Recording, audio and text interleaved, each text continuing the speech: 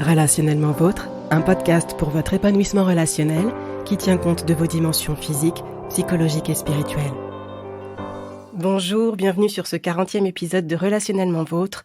Aujourd'hui, je suis en compagnie de Colombe, psychologue, thérapeute de couple et sexologue, que vous avez déjà entendu précédemment. Bonjour Colombe. Bonjour. Merci de me rejoindre pour traiter d'une thématique dont plusieurs couples peuvent souffrir sans oser en parler, à savoir mon partenaire, ma partenaire de vie est très tactile, moi pas vraiment. Comment limiter les frustrations ? Alors pour commencer, pour être sûr qu'on entend la même chose derrière le mot tactile, peux-tu nous dire, Colombe, ce que tu mets derrière ce mot ?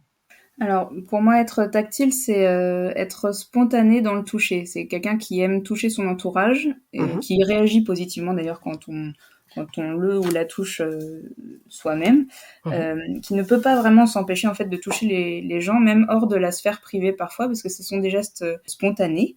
Par exemple, faire des câlins, des accolades, caresser les cheveux, enfin voilà, des choses qui peuvent se faire quand on a un lien assez resserré, mais que ces personnes-là peuvent faire même avec des personnes qu'elles connaissent moins. D'accord. Donc cette personne va le faire de manière spontanée sans nécessairement faire attention au code ou à ce que l'autre aime, parce que pour cette personne, ça peut pas être perçu comme un toucher qui peut gêner, alors que parfois ça peut l'être pour l'interlocuteur, enfin la personne en face.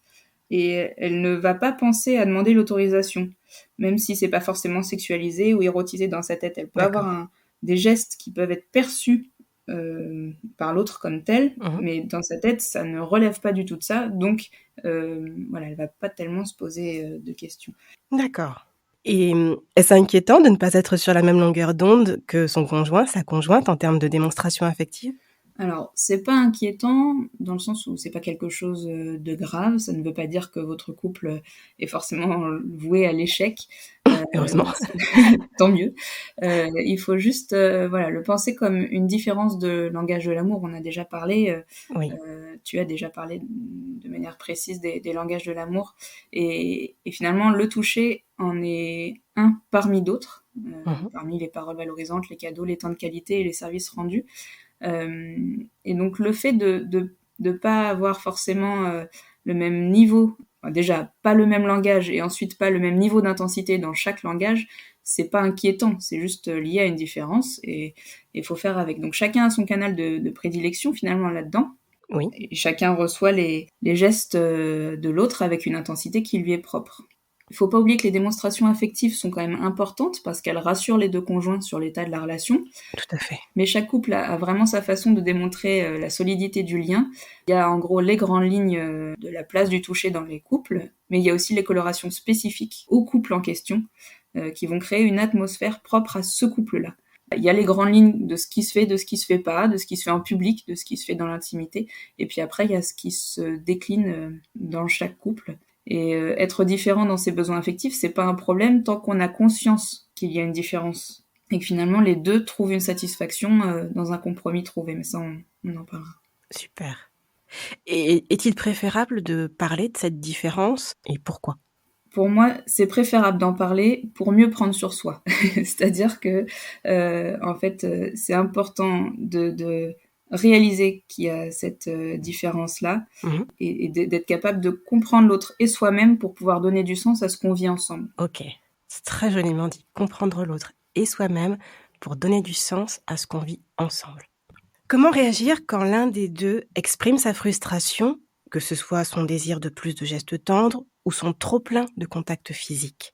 Alors, comment réagir ? J'ai envie de dire, il faut bien réagir. Justement. C'est peut-être un peu... C'est-à-dire de se dire, bon, ok, si l'autre vient m'en parler, que ce soit en trop-plein ou en manque, c'est que il ou elle a identifié quelque chose et on a un truc à améliorer, un défi à relever tous les deux. Et en fait, le fait de pouvoir relever qu'il y a une difficulté, de le voir vraiment pas de l'ordre de ça y est, il est en train de me dire que je fais pas ce qu'il faut, de toute façon je fais jamais ce qu'il faut, et ainsi de suite, mais de se dire ok, là, visiblement, on a un défi et tous les deux, on va essayer de comprendre ce qui se passe. Donc, il s'agit de recevoir, de le prendre pas comme une critique, mais comme une explication. C'est pas que je fais mal, c'est que quand je fais quelque chose, il ou elle le perçoit différemment de ce que je crois que je fais ou que je ne fais pas. Donc, l'important, c'est vraiment de comprendre ce qui est précisément le besoin pour l'autre, dans le détail parfois. et d'avoir une discussion qui va oser aller vraiment dans le détail. C'est-à-dire, ok, quand tu fais ça, moi ça me plaît pas, j'aime pas être touchée, ok, t'aimes pas être touchée, comment t'aimes pas être touchée? De pouvoir affiner vraiment, finalement, ce qui, dans le détail, est acceptable ou non pour chacun. Oui. Et parfois, ça va être de dire, en fait, je n'aime pas du tout quand tu me touches, autre chose que la main. La main, ça va, mais pour moi, dans ma culture familiale, dans ma culture propre, dans mon histoire, si je commence à sentir ta main dans mon dos, je me dis que forcément, tu veux passer du câlin à du sexe, et moi, là, du coup, j'ai une montée d'angoisse, alors que, bah oui, mais c'est pas du tout ce que je fais, oui, je sais, mais moi, je l'interprète comme ça. Et d'avoir cette discussion-là vraiment ouverte sur finalement ce qu'on est même capable d'interpréter de gestes de l'autre, alors que c'est pas du tout ce qu'il y met ou ce qu'elle y met. Et de pouvoir avoir en tête la gradation aussi pour certaines personnes qui vont être facilement inquiètes en percevant le moindre aspect tactile comme étant un signe de « oulala, il va se passer quelque chose sur le plan sexuel », il y a une montée en puissance possible entre il me touche la main et ça y est, on est en plein milieu d'un débat sexuel. Parce que finalement, la tendresse que la personne va mettre dans le côté tactile, même si au départ, il y a quelque chose de spontané qui fait que la personne va le faire, enfin vraiment, c'est de la tendresse de dire, bah, je suis bien avec toi, quoi, mais ça va pas plus loin dans sa tête. Voilà. C'est pas encore l'étape de la sensualité, c'est pas encore l'étape de l'érotisme, et c'est pas encore l'étape de la sexualité. Ce que tu viens d'expliquer est très intéressant et tu as utilisé 4 termes dont les nuances et les définitions pourraient être importantes pour nos auditeurs. Pourrais-tu, du coup, Colombe, nous expliquer la différence entre la tendresse, la sensualité, l'érotisme et la sexualité? Oui, alors la tendresse, c'est peut-être ce qui est partagé de manière la plus large par les êtres humains, ne serait-ce que parce que la tendresse, c'est ce que vivent les enfants. Quand on est dans le lien avec les enfants, le fait de pouvoir les câliner, leur faire des bisous, leur caresser la tête, quand c'est avec un adulte sain, il y a absolument rien de sexuel qui est mis dans la tendresse qu'on peut partager avec un enfant. C'est vrai. Et la tendresse qu'on va partager avec un adulte, ça va être le même truc, c'est-à-dire bah voilà, je t'apprécie énormément, j'ai pas d'inquiétude de voir si mes gestes peuvent être mal intentionnés ou mal interprétés. Par contre, il y a une vraie façon de pouvoir dire bah, je suis là, je t'apprécie, je suis à tes côtés, dans une forme finalement d'affection qui passe par les gestes, avec sensibilité, douceur, délicatesse, une sorte de bienveillance à l'autre, quoi, qui ne voit pas plus loin que la tendresse du moment. Après, il peut y avoir une bascule dans la sensualité. Là, c'est pour le coup, c'est chez les adultes, plus précisément, que ce soit sensualité, érotisme ou sexualité. On va plutôt, enfin moi plutôt, j'ai tendance à les voir du côté adulte ou jeune ou ado. Les ados vont avoir du mal avec ce passage-là où la tendresse peut devenir de la sensualité, voire même plus, sans qu'ils s'en rendent compte. La bascule avec la sensualité, c'est quand finalement, là, il commence à y avoir le plaisir des sens qui va être en jeu.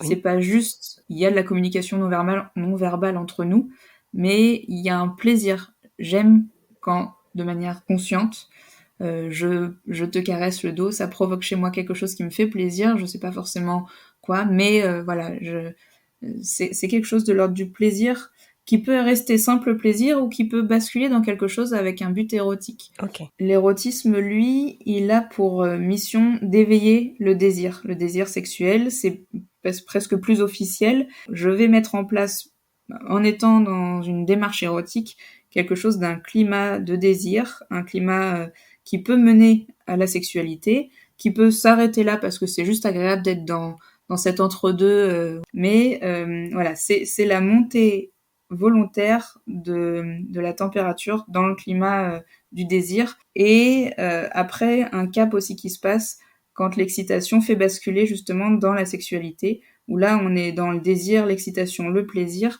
et alors dans le passage à l'acte a priori, mais voilà, il y a quelque chose où on peut monter en gradation comme ça, et après redescendre à une tendresse qui n'a plus rien de sexualisé, mais qui vient juste rassurer la relation, alors qu'il vient d'avoir une sexualité qui était pour le coup vraiment axée sur ce désir, ce plaisir, cette excitation.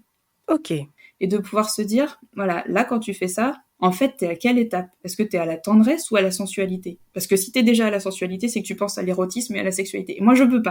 Alors que si tu es sur la tendresse tout court, Ça me va. bon, je peux faire avec. Donc, vraiment, voilà, je pense que l'enjeu, c'est de réussir à en parler avec la personne concernée, pas avec la voisine, nos amis ou peu Eh oui. importe, d'en parler à la personne concernée, de se dire, bon, voilà, moi, finalement, bah, comme avec n'importe quel problème, en fait, on observe une situation qui nous pose question.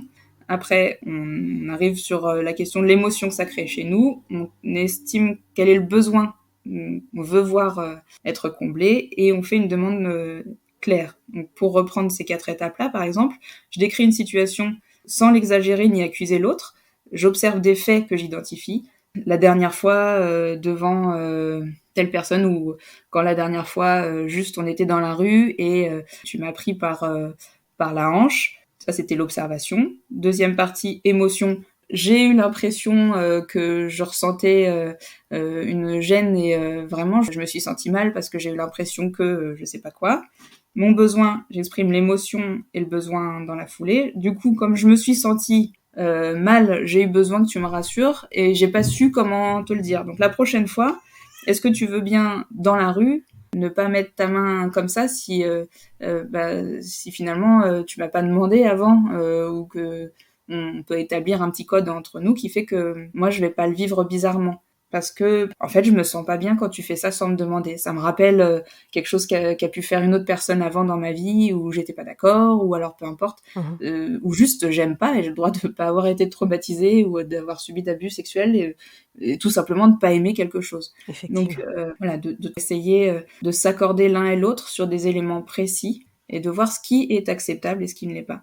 Merci pour tes explications, Colombe. Et du coup, la question qui me vient, c'est comment gérer les décalages rencontrés de part et d'autre de la relation quand on aimerait un peu plus d'échanges tactiles ou quand au contraire, on préférait qu'il y en ait moins?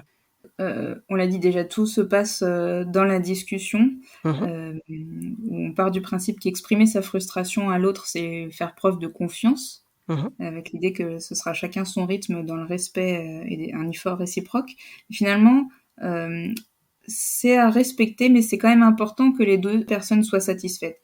Ça, souvent, on a un peu tendance à se dire, bon, bah voilà, il faut respecter celui qui peut le moins, on va le dire comme ça, mais il faut pas affamer l'autre émotionnellement pour autant. Donc, il faut toujours être dans la balance de se dire, je veux ni affamer l'autre, ni gaver l'autre, ou le remplir trop. Oui. Ça doit être un principe vraiment de couple. On veut du bien à l'autre, on se veut du bien, et l'autre doit, dans une relation saine, nous vouloir du bien aussi.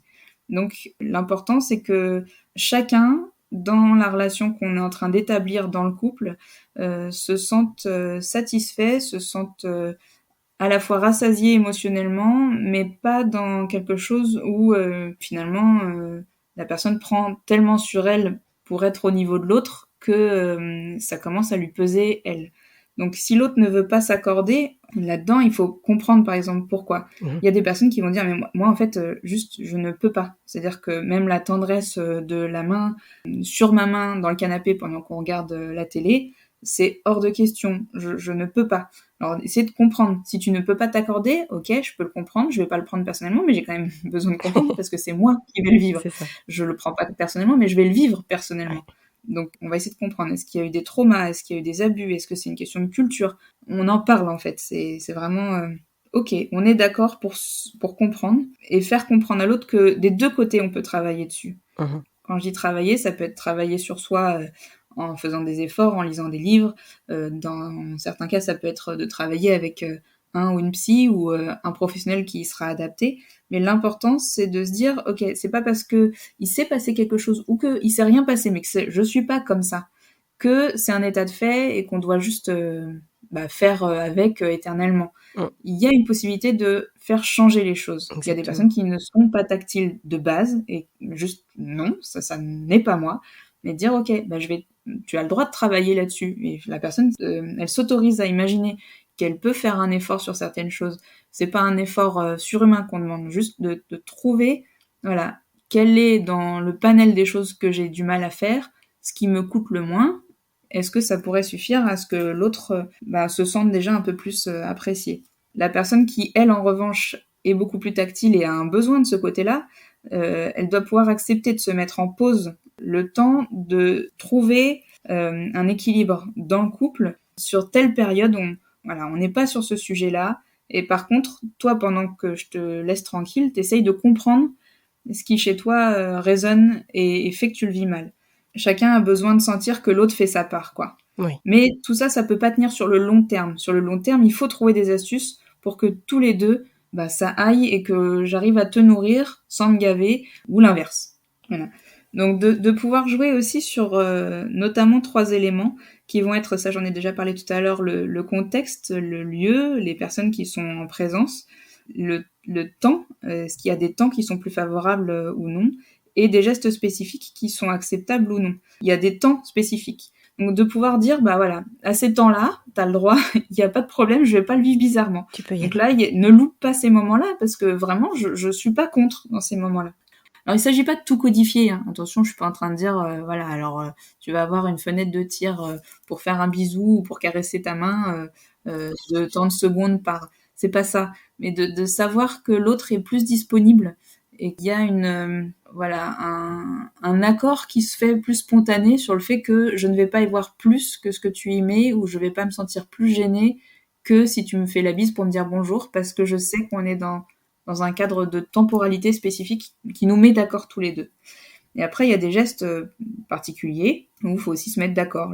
C'est finalement quand tu veux faire basculer sur le terrain de la sensualité, de l'érotisme ou de la sexualité, c'est presque un code entre nous. Tu m'embrasses dans le cou, je saurais que ça veut dire que c'est plus, alors que si tu m'embrasses sur la joue ou même le bras, je vais juste me dire tiens, c'est mignon. Vous voyez, de pouvoir vraiment avoir un panel en fait sous la main. Il y a un domaine du possible dans lequel la personne qui va être la moins tactile va oser aller. Qu'est-ce qui vous sécurise dans ces gestes, dans le panel imaginaire de tous les gestes possibles et imaginables? Qu'est-ce qui vous plaît? Parce que même ceux qui ne sont pas tactiles ont des gestes parfois qui leur plaisent. Qu'est-ce qui vous déplaît fondamentalement? Qu'est-ce qui est un entre-deux qui peut passer? Et après, de voir avec l'autre, ok, donc dans tout le panel de ce qui lui plaît, est-ce que ça déjà, on peut y aller à fond, sans gaver l'autre non plus de trucs qui lui plaisent? Après, c'est de l'écœurement. Il s'agit pas de venir systématiquement faire le même truc tout le temps, sinon ça marche plus non plus. Mais de dire, voilà, là, ça, tu peux y aller en confiance, c'est bon. Et dans les trucs qui sont plus neutres, qu'est-ce qui pourrait te nourrir toi? C'est important aussi que la personne qui a plus de besoins se sente nourrie quand même. Il s'agit pas juste d'affamer la personne qui a plus de besoins, il s'agit de trouver vraiment cet équilibre-là. Alors, il y a des situations un peu extrêmes où effectivement, quand le décalage est trop énorme dans le couple, il s'agit d'assumer le fait de faire vraiment un arrêt total, qui est presque symbolique en fait, de dire là, on arrête et on repart à zéro. On repart à zéro parce que la personne qui peut le moins, là, elle est tellement saturée qu'à chaque fois que l'autre s'approche, c'est la panique à bord, et du coup, souvent, c'est l'agressivité qui ressort. Ouais. Dire, m'approche pas, dégage. Voilà. Donc, de dire, on fait un arrêt de tout. Oui, ça coûte, mais de dire, c'est volontaire. Là, il y a besoin de réintroduire la barrière du respect. Donc, par exemple, pendant 2 semaines, tous les deux, on est d'accord sur le fait que vous n'allez pas vous toucher. Et petit à petit, on réintroduit les gestes qui sont les moins complexes en théorie. C'est-à-dire qu'on se met d'accord sur, ok, tel geste, ça va pas me gêner. Tel autre, j'attends encore un peu. Et on en reparle. Mais en fait, ça arrive très souvent qu'il y ait besoin de cette fenêtre-là pour réapprendre ensemble à trouver un équilibre des deux côtés. Très intéressant. Et en fait, dans les deux cas, pour tout ce qui est touché et la tendresse, finalement, c'est que ce soit un trop-plein ou un manque de notre côté, d'être intentionnel. Quand l'autre fait un effort, il faut souligner aussi verbalement qu'on a vu que l'autre avait fait un effort et qu'on apprécie. Je pense que le renforcement positif, là, il est extrêmement important. Dans les deux cas, de pouvoir sentir que, ouais, j'ai vu et je t'encourage parce que même si c'est tout petit, et moi, ça répond à mon besoin soit de retrait, soit à mon besoin d'un peu plus, quoi. Super. On faut pas oublier que la peau, c'est quand même le plus grand de nos organes, donc il y a beaucoup de sensations différentes qui vont de l'agréable, voire du jouissif à l'insupportable, et qu'il faut juste trouver avec créativité le moyen de créer un équilibre, quoi. C'est magnifiquement expliqué. Trouver un équilibre. Merci. C'est vraiment ça, je t'en prie. Du coup, on arrive pratiquement à la fin de cet épisode du podcast. Pour finir, aurais-tu une info, une astuce, un conseil pratico-pratique pour tenir compte de chacun concernant les contacts physiques? Alors peut-être tout simplement d'aller voir du côté du massage pour, certains. Comme souvent, c'est assez connoté, réduction de la douleur: «Ah j'ai mal au dos, tu peux me masser le dos». Donc c'est presque, paramédical Mmh. d'une certaine façon Ouais. et du coup d'aller sur ce territoire-là, ça permet de décharger le côté émotionnel, qui peut tendre certaines personnes et juste de rester sur, le bien-être, que ça peut créer. Donc souvent de peut-être proposer à la personne qui a le plus fort besoin que vous pouvez lui demander un massage. Donc moi j'irais peut-être proposer à des personnes, qui ont ce besoin d'essayer le massage quand le reste de ce qu'on a pu évoquer, paraît, encore un peu trop compliqué ou alors en complément. D'accord. Merci beaucoup Colombe. C'était un épisode très riche et super intéressant. Merci, avec grand plaisir. Vraiment un grand plaisir partagé. Ce 40e épisode du podcast est terminé. Entretenir la connexion au sein du couple est une mission quotidienne qui comporte ses aléas. En tout cas, il est possible de faire appel à des professionnels pour comprendre ce qui se passe et voir quelles solutions s'offrent à nous avant que la situation ne devienne critique. Du coup, si vous avez des questions ou si vous souhaitez solliciter l'aide d'une professionnelle, dont Colombe, il vous suffit d'envoyer un mail à relationnellementvôtre@gmail.com.